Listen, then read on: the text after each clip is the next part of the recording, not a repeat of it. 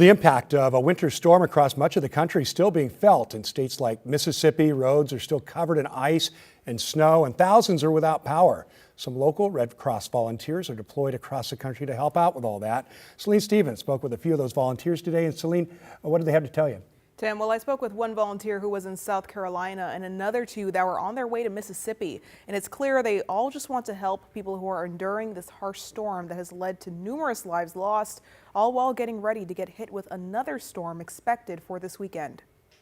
At this point, they get the call, they pack their bags, they have about 24 hours to get out to the locations across the country to help out. And that's exactly what these Red Cross volunteers did, who spoke with me during their layover in Atlanta on their way to Mississippi. Oh, I'm feeling great. I'm feeling really happy to be able to volunteer and support individuals that need the help. It's really about getting them through the worst day of their life, potentially, and we're the beginning of having them to recover. The brutal winter storm put millions under cold weather alerts. Ice and snow in several states led to the deployment of 9 local Red Cross volunteers by Wednesday afternoon, who were sent out to Tennessee, Texas, South Carolina, and Mississippi.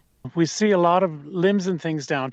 There was an ice storm, so people in Portland know what an ice storm does. So all of the power was out for tens of thousands of people. James Leffler is in South Carolina. At one point, they had over 20 shelters open in this area. It was below freezing, like I say, about 8 degrees part of the time. So no power.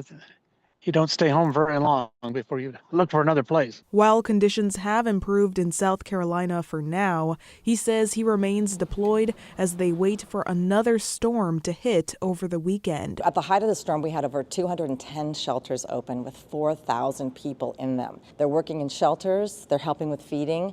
Some people are doing distribution of emergency supplies, logistics basically, getting things out in the community to people who need it. Rebecca Marshall with the Red Cross says one thing people can do locally to help is donate blood, as hundreds of blood drives were forced to cancel due to the weather. This is on top of the fact that we started the year in a severe blood shortage, which means we were 35% behind where we needed to be to keep that supply up.